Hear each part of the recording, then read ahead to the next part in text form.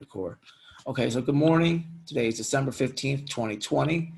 We are 10 days out from Christmas and about a week out from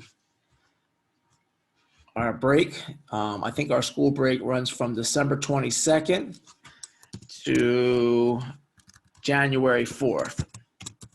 So I'm going to make sure that during the break you have work on there. If you need to get caught up for any type of work, that's going to be the ideal time to get that done. Okay, so we're going back to, we've been studying, we started with Nat Turner. We were talking about his slave revolt in 1831. You guys remember that? We talked about the slave revolt. Okay. So today we're going to talk about a group of people called abolitionists. We know about the last class, we looked at the stain of slavery in the United States from 1619 up until the 13th Amendment or the Emancipation Proclamation in 1863. So let me, so our agenda. We're going to review Nat Turner and the slave revolt. We're going to look at our essential question.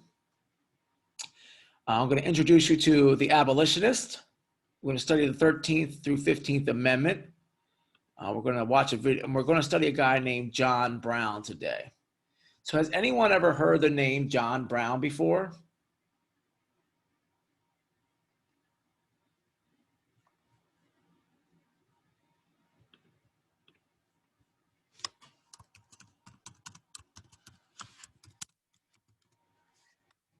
Sounds familiar? Okay. Well, hopefully by the end of this class, not hopefully, by the end of this class, you will know who John Brown is and what he stood for. That's okay, Fayana. We're going to, by the end of the class, you will know who he is, okay? And that's okay. Not remembering is, don't get older, because when you get older, you can't remember anything, all right? Can't remember what you had for dinner last night. Let's see what we got here. Yes, he is. If you're looking in the aspect of Black history, in the aspect of abolitionists, I'll leave that up to you to decide whether or not he's a hero also today. So let's just jump right into this. So welcome and good morning. I'm glad everybody made it this morning. Thank God it's not snowing. I think we're going to get some snow tomorrow, but not today. So our essential question is, how does social change happen? So how have individuals and groups fought for social change historically, and how do these social movements continue today? The goal of this class is to show you that over and over and over again in American history that people of color, Black people, Latino people, Dominican people, but in particular in America, it has been the American Negro or Black people who have had to continue to fight for the same rights that were supposed to be guaranteed to them in the document right there behind me, the Constitution of the United States. We were supposed to be given the same rights as everyone else, but as we know, we had institutions such as slavery and Jim Crow that prohibited Black people from moving socially, becoming socially mobile, from obtaining wealth, from obtaining education, from obtaining fair housing.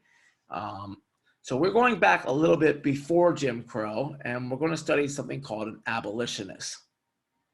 So John Brown and abolitionists. An abolitionist is a person who wanted the end of American slavery at all cost. There was no compromise with abolitionists. They did not believe that slavery was a humane treatment, and they were willing to do anything to do away with the removal of slavery in North America. So who was John Brown? There's a link here with some of the top abolitionists. If you want to read any information about who they were, you're welcome to. That will also be on Summit. So to abolish something means to get rid of it completely, to do away with something. So the 13th through 15th Amendments of the United States Constitution are considered the biggest stretch of Black civil rights up into the 1960s. But we're going to stay in the 1800s today. The 13th Amendment, I don't know what that sound was. Hold on a second. Maybe that was someone from school.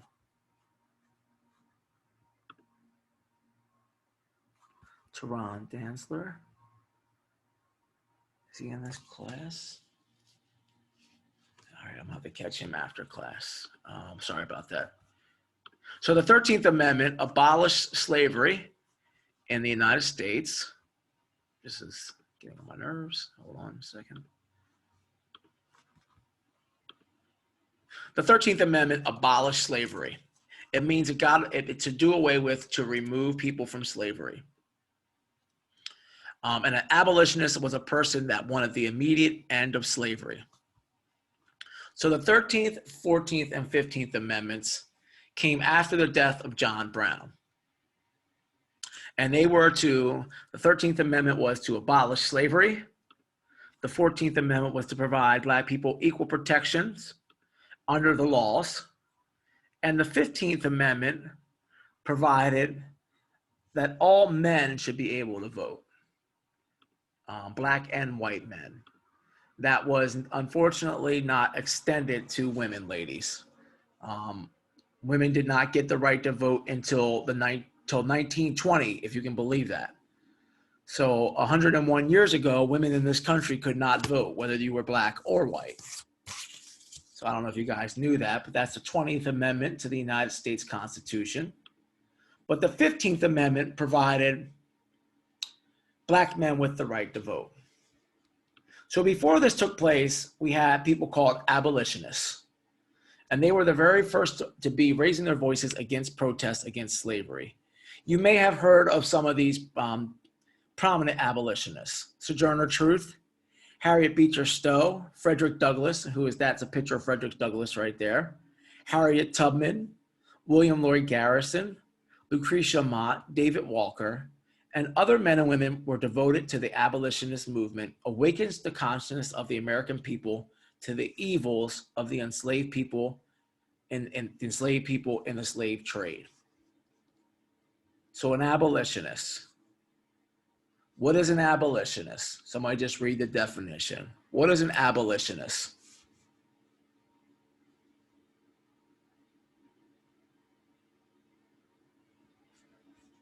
What do they want an end to? What do they want an end to?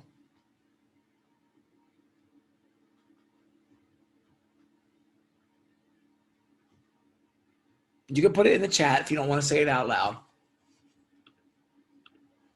Good. Thank you, Salima. They wanted to end slavery immediately in America. So the first thing I'm going to show you is this is going to be about John Brown. And John Brown was some people call him a lunatic, some people call him a fanatic, but he was an abolitionist who was not a pacifist. A pacifist is someone who believes in nonviolent measures, such as Dr. Martin Luther King. John Brown was a white man. John Brown was not a Black man. And John Brown believed that the only way to get rid of slavery was with blood. In 1837, his friend, Elijah P. Lovejoy, was killed by people who were for slavery, pro-slavery. They beat him to death on his porch of his own church.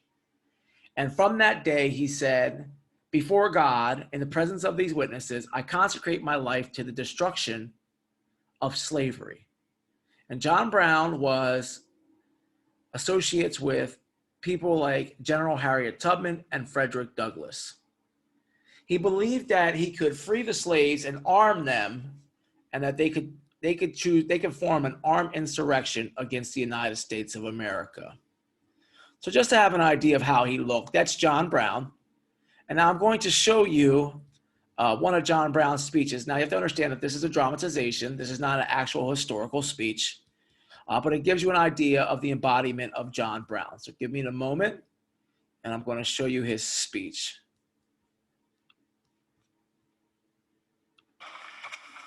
We're all for you. Right, working together. Hold on a second. Taught them is my.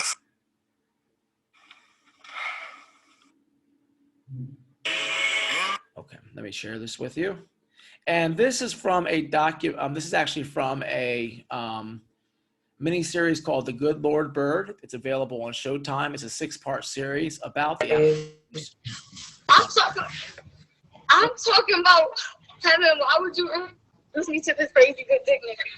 He read all that. That's so fucked up. This nigga knows I pay for hard shit. He picked my phone up while I was like, wow. Okay, I don't know what all that was about. But we're going to watch a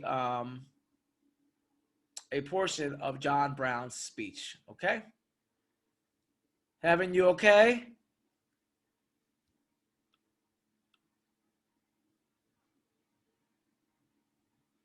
Okay. All right, so I'm going to have you listen to a portion of John Brown's speech. So as you can see, let me get back to my share section here. John Brown was a fiery abolitionist.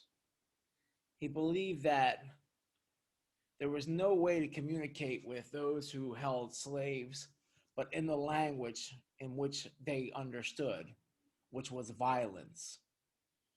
He believed that legislation and laws and rules were not helping Black Americans, and he decided to go with a violent insurrection. So what are your thoughts, students, on that? On John Brown being an abolitionist? Like Frederick Douglass was an orator. He was a speaker who did a lot for Black Americans.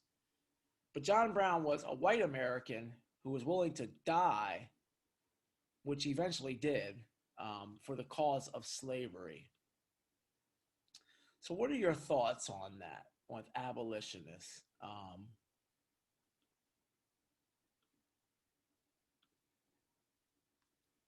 Give me some input.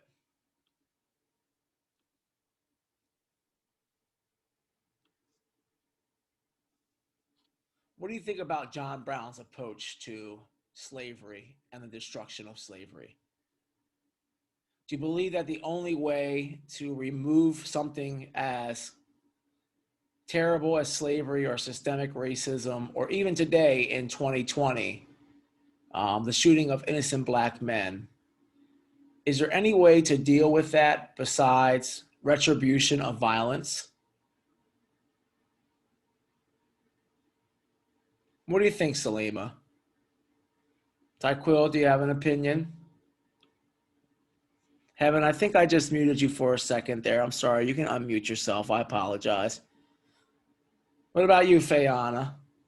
Okay. Thank you, Fayana. You're actually right on cue. Okay. I don't believe violence given back is a threat, more saying you approve of death, but back then you were no talking, no actions, being calm. Okay. Sorry, I meant as I don't believe violence is the answer given back to someone.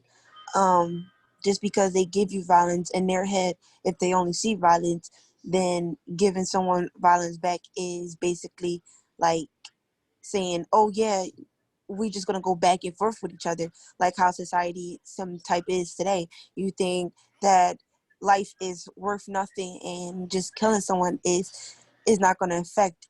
People have a family tree and that's how that's made. But what I was saying was also is those people back then didn't understand about talking. There was no talking for them. They seen only power and control, and they only seen what was right and wrong inside their head, printed inside their head. But I don't think doing what they did, following the example, was the best way, because you're basically saying you're the leader, I'm the follower. There should have been another approach. I know there was angry blood being shattered, but it should have took a less violent, and less bloodshed, less deaths, less bodies. At the end of the day, it was known. It was a big story, but at the end of the day, you still lost some of your lives for stuff that could have been easily handled better, I think. There could have been a lot of results. Okay, and that's good insight. And I see Salima in here says she agrees with John. Faye, I'm gonna change the scenario a little bit. Okay, let's say that you saw your family members, your actual family members, being whipped, being sold into slavery, to being hung on trees. That you saw a whole nation of people in bondage, and you've pleaded with these people, you have talked to them, you have made legislation, but yet they still kill your family and and enslave your family. And he said, how do you rationalize with a person who only understands violence? You have a more level head, right? You're able to think things out. But what if you saw those atrocities?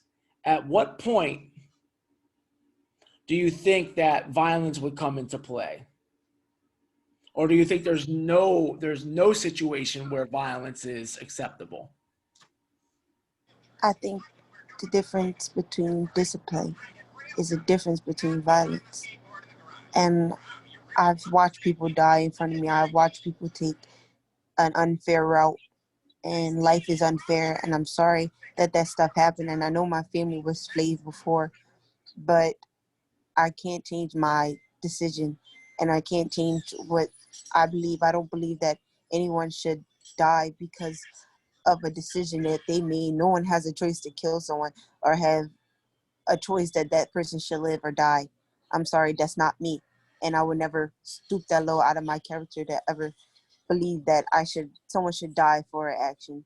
I believe discipline, better discipline or other ways would result better, but not death, not slaughtering other people. That's why I don't believe slavery is okay. If you believe slavery is wrong, then you believe killing someone else is wrong. That's just the anger that they see. They get anger from stories. They get anger from whatever printed in their head. They're going off of that anger. You don't know what that person is going through, and just because they say cruel stuff, oh yeah, cruel, believe me, cruel stuff that you might want to end the whole, like end his whole life and his family, so that person don't ever have that thought of life again. And people thought that killing somebody's family tree would stop the whole crisis that was going on, but someone else adapted that mindset and did the same thing that that person was doing. You can't kill everybody that disagree with you or that hurts you. You have to find a way to heal around it and make a change better than that. And that's what life is. It's going to be unfair. It's going to be blood. You're going to have people that's evil, but you have to take the high road. And yes, that is hard, but you have to find another way around that without blood. Okay. That is a well Mr. thought out, well orated opinion. And I appreciate that, Fayana. Thank you very much for sharing with us. Can I say something, Mr. Townsend? Sure. I'm trying to see who's talking. Is that Salima? Yeah. Okay, go ahead, Salima. Okay, so it's this quote, and it say, I'm not sure who the man is. I think it's from, I'm not sure who the man is, but it's this quote, and it say, in order for nonviolence to work, your opponent must have a conscience. The United States has none. And I think it's a difference between, like, if I think it's a difference between when we talking about racism, slavery, fighting that, and then like just fighting a regular battle in life. Like I think you're supposed to. I could see like the using nonviolence. Like if somebody say your hair ugly, you could just look the other way. You don't have to react. But it's the difference between fighting a battle that been going on for years, solely based on someone reacting and treating you a certain way just because of your skin color. And I think like people say like you're not supposed to fight wrong with wrong, but to me it's not wrong when like you literally fighting for your life, equality, to get the same education as somebody else and stuff like that. And people tried nonviolence for years, like Martin Luther King Jr., and then he still ended up dying. So I feel like I agree with John Brown and the quote, for you to have to fight nonviolence, like the people that you're supposed to be fighting is supposed to have a conscience. And like, I'm not going to say all white people, but like the white people in league and who treat black people like that, they don't have it. That's very insightful. Yes, you cannot rationalize with someone who does not see anything wrong with what they're doing. If a person is convinced that what they're doing is right, remember, not to make this a religious conversation, but the same people that read the Bible today, that Bible was used to keep people in bondage. The same Bible. They were told to obey their masters. So we're talking, I think that for where you're coming from, Salima, and where Fayana is coming from, is what you said are two different things. One is an interpersonal, when you're dealing with people on an interpersonal basis. Another is systemic, which means I think that, to put it in context, slavery controlled every aspect of your life. You couldn't go places, you couldn't do things. As a female, being subjected to rape was a daily occurrence. Being subjected to having children and then having them sold off from you and split away from you was a common occurrence. Uh, Lynching people was a common occurrence. And I think what John Brown was saying is, how long should we stay on our knees and say, please, master, stop treating us this way, before we stand up and fight back? Now, there were two types of abolitionists. Frederick Douglass was more of a nonviolent abolitionist. John Brown was more of a radical abolitionist. So he was a fierce abolitionist, and he was a devout man, which means he believed in God very strongly. And he believed that it was actually God telling him to kill and murder anyone that owned slaves, anyone, regardless of their reasoning for doing so. So we're going to have to do Harper's Ferry next class, but let me just give you a little bit more insight on who he was. He came from a family with strong anti-slavery views. One of the interesting things I found out about John Brown, he fathered 20 children. That's a lot of kids. He was a conductor on the Underground Railroad. And in 1856, he killed 6 men who were slave masters, because the thought of slavery was so abhorrent to him, so terrible to him, that he didn't understand how people could treat other people that way and think that it was okay. So like what Fayana said, the trying to find a way to compromise with nonviolence, John Brown went right past that thought. He decided that the only way to communicate with a violent person is violence. So let's put it this way. Imagine if you were walking down the street, right? And someone was trying to be violent with you, and you tried to rationalize with them. And you said, look, I don't want any problems with you. I don't know you. Please go away. But they became increasingly hostile, and to the point where they wanted to put their hands on you. What is your reaction going to be?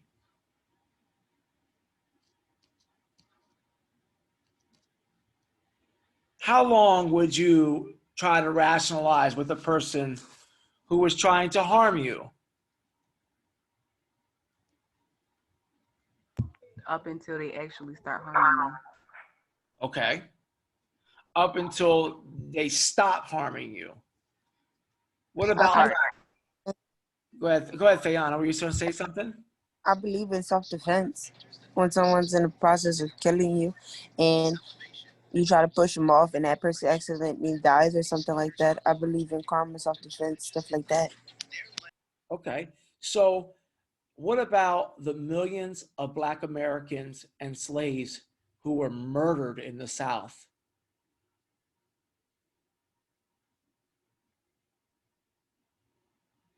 Was That's John, my whole I thing. believe I don't think it's I don't violent. you have time, free time, you go out and seek justice upon yourself. I don't believe in that. But if someone attack you while you're in your state of doing what you're doing, then that's what I believe in. Not going out of your time when you're not in no harm right now and you seeking that out. Like you're going to seek that out. Like say someone's captured and stuff like that, I Mhm. believe in that. But other than that, no. Okay. So in a way, I guess they're in a way, not fully, but in a way, imagine if there was someone, a slave master, who was out to harm you every day, out to kill your family members, out to rape you, sell you into slavery. At what point would you stop rationalizing and, like Nat Turner did, and just kill them all? Remember, Nat Turner didn't even try to negotiate. He just killed them all. You want me to get off mute, Mrs. Townsend? What? I'm sorry. Who is that? Having it's something on my screen. It say the host want to unmute you. Yeah, because I didn't know if you were having a conversation when the video was on, so I just muted you for a second. Oh, okay. All right. Yeah, I just didn't want you to not be able to communicate with us. That's all. Mhm. Okay.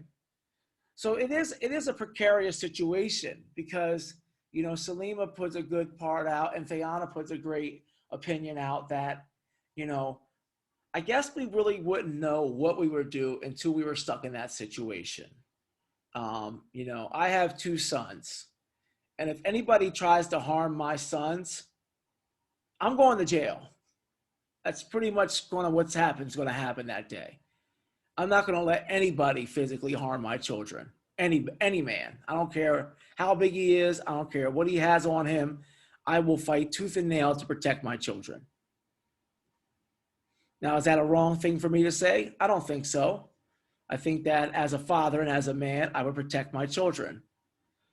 If I saw my grandmother or my brother or my sister being mistreated by the master, I don't know how long I could take that for. I don't know how long I would be able to sit and watch the subjugation of other human beings. I probably would be one of the ones that would fight back. Let's see. Yes, racism it's a disgusting. It's a denigration of other human beings. Excuse me. It's a denigration of, and what happens is, even someone who says that they're Christian. Remember, Malcolm X was a Muslim. So even people who have devout views at some points are put in positions where they have to make a decision whether or not violence is justified. Malcolm X said, by any means necessary for equality. Now, John Brown was a precursor to Malcolm X almost 100 years earlier, but his idea was, let me just share his last words. Where was it? We'll come back to this because we're about to run out of time. So after Harper's Ferry, and I'm gonna just write down, we'll have to finish Harper's Ferry, and I'll give you a checkpoint before we go on break about this. So John Brown he tried to take a federal armory to arm blacks against their oppressors. And he wrote down in jail that I, John Brown, am now quite certain that the crimes of this guilty lamb, which is the crime of slavery, will never be purged away but with blood. I had, as I now think, vainly flattered myself that without very much bloodshed, it might be done. And within 1 year of him saying that, the Civil War started. 620,000 Americans died in the Civil War. 600, so 750,000 people died in the Civil War to purge the United States of slavery. So after John Brown's death in 1859, he really was one of the catalysts for the starting of the Civil War. And people had to make a decision. Will I take up arms against this evil called slavery? or will I continue to plead with the master and plead with the government to free me? And the country actually split in two over slavery, and began a civil war that lasted 5 years. So this will be a checkpoint that's going to come up here, and I'm going to put it in Summit.